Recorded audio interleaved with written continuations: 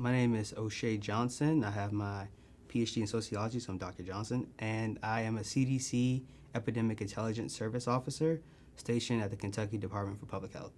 I think it's allowed me to be broad. I really like having a sociology degree because when I got my PhD in sociology, we had concentrations that we can study, and so I was interested coming from undergrad, medical sociology and criminology. But I was always interested in race and ethnicity and structural racism and things like that. And so I got into grad school and I realized that I could study health and I could study the criminal legal system and the disparities that are in that, as well as in health, and study race. And so I was able to really apply my sociological imaginations, what we talk about in sociology, to health and to the criminal justice system, and even merge those to examine how the criminal justice system impacts health and how mass incarceration impacts family health and community health. And so I think, I'm one of the I'm the only sociologist in my cohort of 86 EIS officers. And so why me in a way? But I think those opportunities that I had in undergrad in grad school of pursuing internships outside of just going to class introduced me to public health, introduced me to research and how your research can make an impact on the ground, how the work at CDC is really impactful and important, and putting the science first, but also making sure that the needs are met of the people. And so that journey allowed me to understand that I could make an impact and do things my way, based on my interest and my passions. And so I love sociology because I can study infectious diseases now, what I do, as an EIS officer, but I can apply like a sociological lens to understand, what populations are being impacted, how we communicate to different populations matter, right? Understanding the culture of people who may be that population is being most impacted, and how we can, again, like I said, communicate and relay the message in a trustworthy and effective way. So I'm an EIS officer, the Epidemic Intelligence Service Officer, and so we are disease detectives.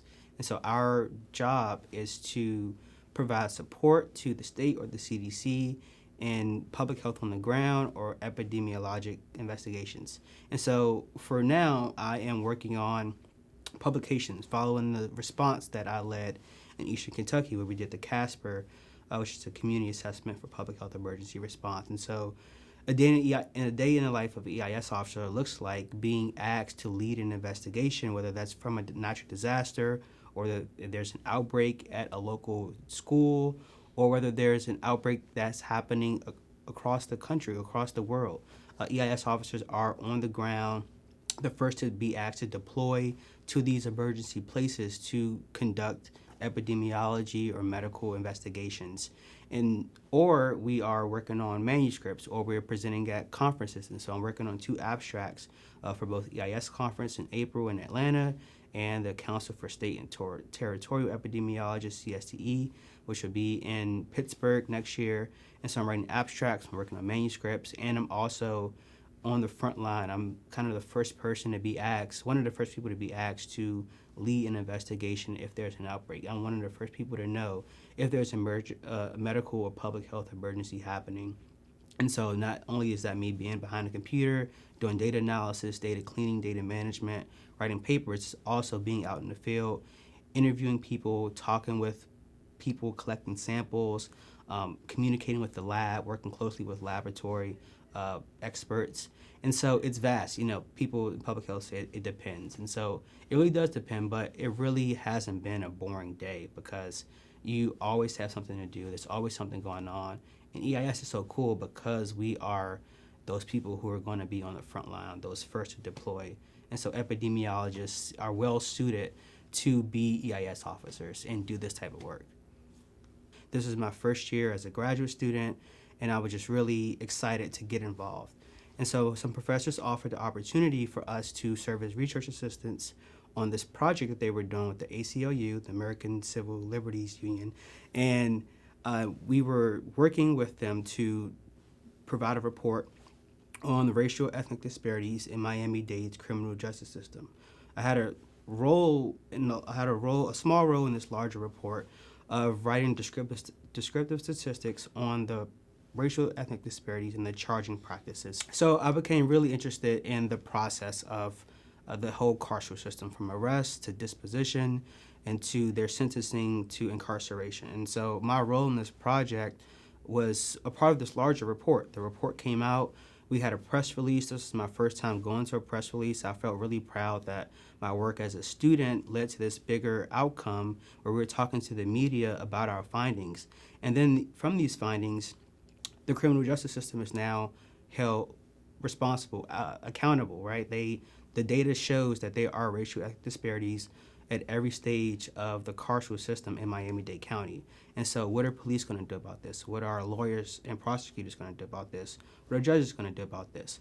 And for me, coming from an area that was not criminalized, but where structural racism and mass incarceration is prevalent, particularly among people like my dad's age and his friends, to see this take place as a researcher and the outcome happen in another city and it could have some actual change was really cool and really propelled me to want to keep doing this research and keep doing these reports and then even get the published papers. So two of my kind of first author publications came out of data from this report. And so this was work that we did back in 2017, and then I have papers coming out in 2022. And so this was a process that I was really involved in. And from the research side, but also the personal side, it was super cool and like impactful. But I think holding true to like your values as a person, but also staying close to like the science and having mentors that you respect and working alongside them or trying to work with them. I think being optimistic and I think not adventurous, but just trying to take on new opportunities that may be outside of your comfort zone has been really important for me too. And so I think that kind of ties to being collaborative, because this may not be your exact passion project, but it could lead you to just a new world of just knowledge that you were never exposed to, and then you can branch off and make your passion project a part of that. And so I think being collaborative, being a team player, being genuine, I think sticking to the science, and being adventurous, so trying new opportunities that may not be exactly what you are dedicated to, but just being open to exploring that and see where it takes you has really helped my career. I think failing has, honestly. Academia has a lot of rejection, and it's tough, but, people would say, the L is a lesson, not necessarily a loss. And so how can you take the criticism or the challenge and make opportunity out of it? I think that's been one of the key ways that I've been able to kind of keep going in academia. I would say that I think because I've been in various spaces with a lot of professionals now, I think people may be surprised that I come from a low-income community and that I'm a first-generation college student and that I have done this a lot just kind of by doing things that I think I should do. I didn't have a path clearly laid out for me or one to follow, so I think when I'm in these spaces with doctors and nurses and PhDs and all these different people, I think I come from a unique background. Shout out to DC, Northeast DC, I love it.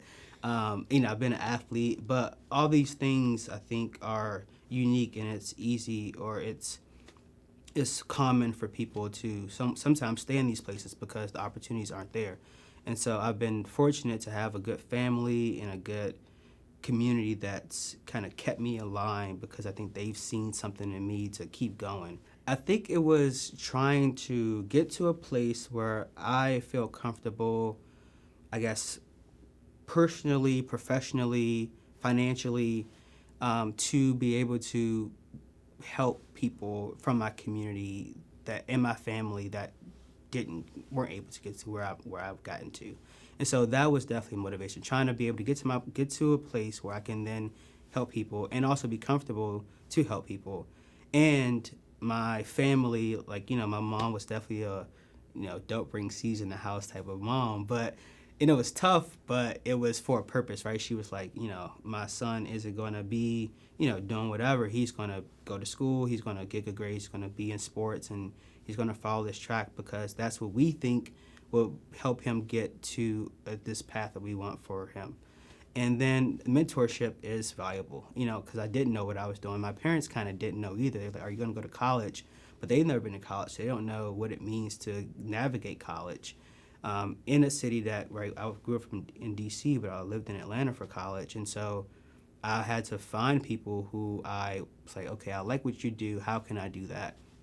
And so mentors have been helpful, and really sticking by them and following their advice has also been a good motivator, because I don't want to let them down either, because they see something in me, and so I think, and they think I can do it, and so I think then I can do it because they think I can do it.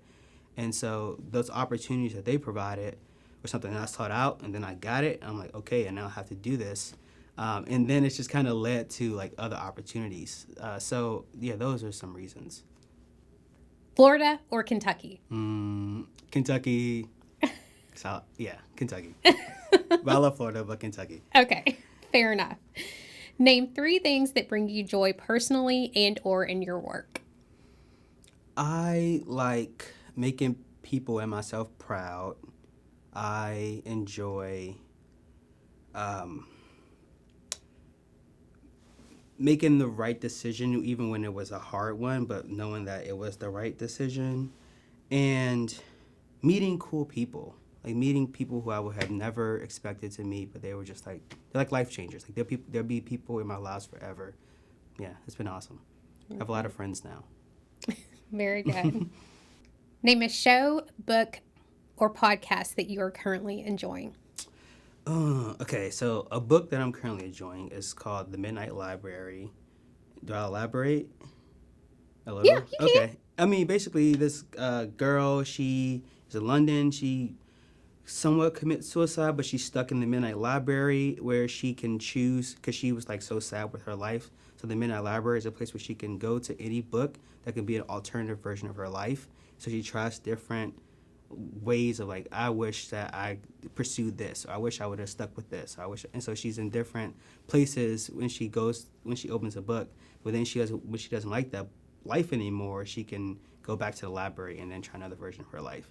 And so that's been a pretty cool book that I'm trying to finish.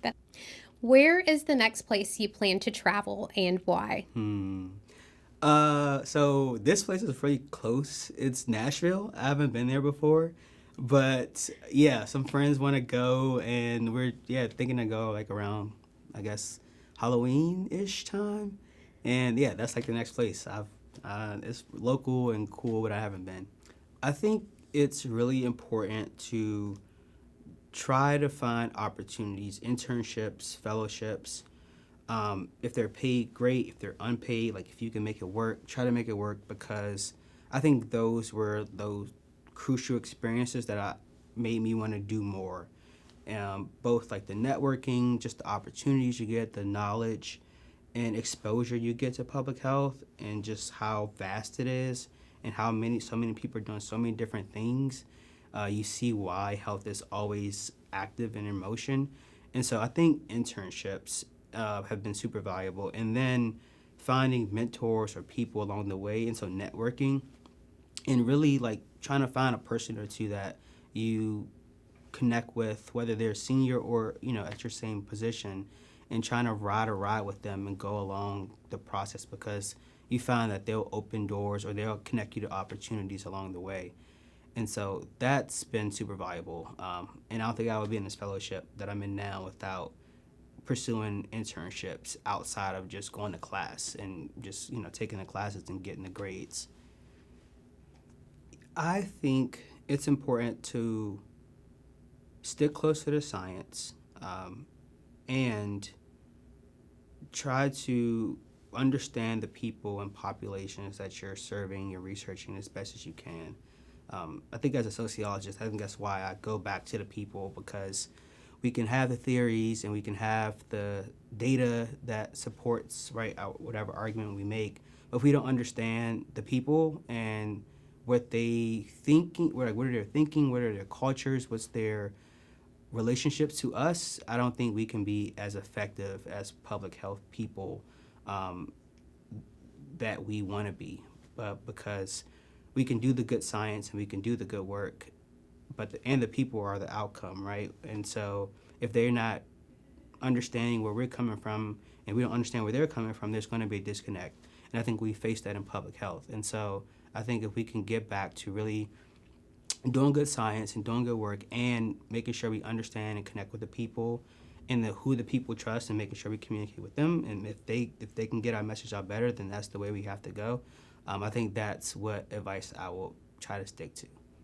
Do good science, connect with people if you can.